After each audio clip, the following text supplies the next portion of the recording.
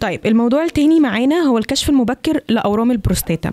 أول سؤال هبدأ بيه مع حضرتك اللي ممكن يجي في بال أي راجل بيسمعنا دلوقتي، ليه أورام البروستاتا بالذات بقت حديث متكرر، وهل فعلا زادت نسبة إصابتها ولا لا؟ البروستاتا دي عضو موجود عند الراجل، غدة مسؤولة عن جزء من افرازات السائل المنوي، واضطرابات البروستاتا بترتبط بالسن.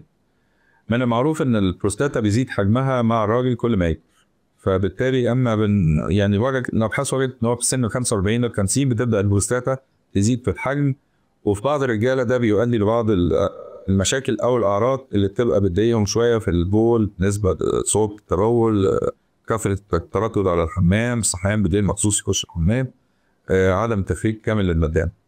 اورام البروستاتا اللي انا بتكلم عليها هنا ده اللي هو التضخم الحميد للبروستاتا. بدأنا ناخد بالنا من الموضوع ده لأن بقى فيه تشخيصات وأكثر دقة لقياس حجم البروستاتا، وبعض الأبحاث اللي بتقيم التركيب التشريحي للبروستاتا بالإضافة للتحاليل اللي زي اتكلمنا عليها قبل كده، اللي هو تحليل دلالات أورام البروستاتا اللي هو PSA، ودي عين الدم بتتعمل بسيطة قوي وبتدينا يعني معلومة كبيرة جدا أو معلومات تقول بالظبط حجم البروستاتا ونشاطها، وممكن نتابع بيها بعض المرضى اللي عالجناهم من اورام البروستاتا السرطانيه. فبالتالي البروستاتا بقت يعني من الحاجات اللي هي بتشغل المحافل الدوليه في المسالك البوليه كتير، لان وسائل علاجها بدات او بتبدا من العلاج التحفظي لغايه العلاج الدوائي والعلاج الجراحي والليزر والرزوم والتدخل بالليزر او بالكي او بالبلازما، والحاجات دي كلها بالنسبه للاورام الحميده. ويجي بعد كده الاورام السرطانيه، ودي برضو في البروستاتا بيبقى ليها كذا وسيله علاج طبقا لدرجتها وحجمها وانتشارها، ابتداء برضو من بعض الادويه، بعض الجراحات، سواء جراحه بالجراحه التقليديه او بالمنظار او بالروبوت او بالعلاج الاشعاعي والبناء. تمام يا دكتور. طيب في ناس بتقول دايما ان البروستاتا خداعه، هل ممكن يحصل ورم بدون اعراض في البروستاتا؟ المعلومه دي على جانب من الصحه فعلا، في بعض الاحيان بتبقى اورام البروستاتا ملهاش علاقه بالاعراض، بمعنى ان اعراض اورام البروستاتا الحميده مجرد ان هي مشاكل في البول، ودي مش مرتبطه خالص بان البروستاتا فيها لا قدر الله بؤره سرطانيه.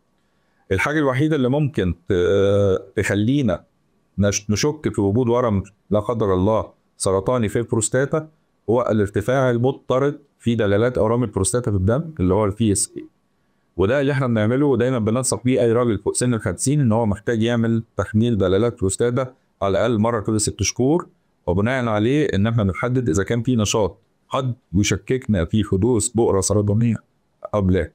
انما وجود حاجه بالذات في عرض من البروستاتا لا قدر الله ان هو في سرطان، دي للاسف بتبقى في الحالات المتاخره لما بيبدا السرطان ينتشر ويعمل مشاكل في وظائف الكلى او مشاكل في التحكم في البول او مشاكل في العقل.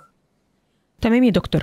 طيب في اعتقاد منتشر ان اورام البروستاتا مش بتظهر غير في سن كبير، هل ده صحيح ولا لا؟ وهل الشباب كمان معرضين لاورام بروستاتا؟ هو طبعا نسبه كبيره جدا من البروستاتا او اورام البروستاتا بتحصل بعد سن ال 50، زي ما قلنا ان تضخم البروستاتا الطبيعي بيزيد في الفتره وبيزداد مع تقدم السن، فبالتالي كل ما السن بيكبر كل ما يبقى فيه عرضه اكتر لحدوث اورام سرطانيه في البروستاتا.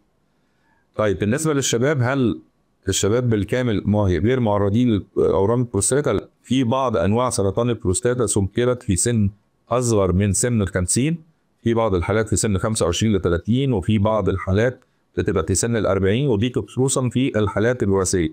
في بعض العائلات او بعض الانواع من الريسز زي ما قلنا، زي الافرو كاريبيان اللي هو المنطقه الافريقيه ومنطقه الكاريبي، دول بيتعرضوا لانواع من سرطان البروستاتا الوراثي في العائلات، وبيبقى في سن اصغر وللاسف بيبقى اشخاص.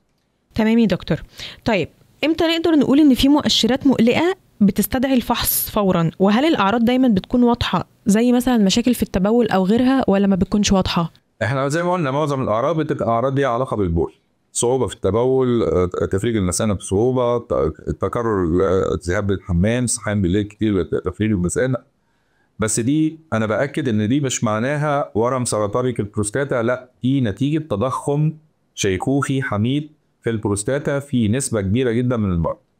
اي راجل بعد سن ال 50 ممكن يجي له اعراض مشابهه للاعراض اللي انا بقولها، ودي ممكن تكون بس نتيجه تضخم في البروستاتا، فلذلك هو يفضل ان هو بيتابع الفتره دي. زي ما احنا بننصح السيدات مثلا بعد سن 40 ان هم يعملوا فحص للثدي ومتابعه مع استشاري علشان يتابع اورام الثدي عندها. دي بالنسبه للسيدات. الحاجه المشابهه كده في الرجاله هي البروستاتا بعد سن 50. تمام يا دكتور. طيب في نوعين معروفين، تضخم البروستاتا الحميد وسرطان البروستاتا، ازاي نفرق ما بينهم وهل الاعراض متشابهه ولا لا؟ التفرقه بتعتمد اكتر على تحليل دلالات البروستاتا لو مرتفع، هي بيقول ان في احتمال وجود سرطان في البروستاتا، احتمال فقط وليس مؤكد. المؤكد فقط لما احنا بنشك في حاله ارتفاع دلالات اورام البروستاتا، انك بنعمل بعض الاشعاعات تصوير البروستاتا زي الرنين المغناطيسي وتعدد الاقوار، وبيليه احتماليه او احتياجنا ان احنا ناخد عينه من البروستاتا لتحليل الرأسي. في الحاله دي بيتاكد وجود ورم في البروستاتا ونوعه ودرجته، وبناء عليه بنحدد وسيله العلاج. تمام دكتور، لو افترضنا ان في راجل اكتشف وجود ورم في مرحله مبكره، فرص العلاج بتبقى عامله ازاي؟ وهل في علاجات بدون جراحه دلوقتي؟ الاكتشاف المبكر لاورام البروستاتا بيدي نتائج كويسه جدا، ونسبه نجاح تعدي 90% بالنسبه للقضاء على اورام البروستاتا السرطانيه. وده بيبقى يا اما عن طريق التدخل الجراحي باستئصال البروستاتا جذريا، او عن طريق العلاج الاشعاعي، وده برضه بيدي نتائج كويسه جدا. فبالتالي مش دايما سرطان البروستاتا لازم يتعالج جراحيا، ممكن يتعالج بنجاح بالعلاج الاشعاعي وبالمساعده بالعلاج الهرموني. تمام دكتور، هل نمط الحياة ليه علاقة؟ يعني الأكل، الحركة، السمنة، هل كل ده ممكن يساهم في الوقاية أو التأخير؟ هو في بعض الأبحاث اتعملت على مستويات عالمية كبيرة وعلى عدد كبير من الناس عشان يربطوا هل في علاقة مباشرة ما بين بعض الأكل وأنواع الأكل وأورام البروستاتا، وكذلك نسبة البدانة، وكذلك نوعية الفيتامينات. مفيش حاجة مؤكدة، بس المعظم يعني بيؤكد ان الحفاظ على مستوى معين من الوزن وعدم زيادة الوزن وعدم التدخين والمحافظة على نسبة معينة من ممارسة الرياضة بيساعد كتير جدا في الوقاية. آخر حاجة، لو في راجل بيسمعنا وحاسس ان الموضوع مش مهم او بعيد عنه، تحب توجه رسالة فيها حاجة معينة للفحص متكرر؟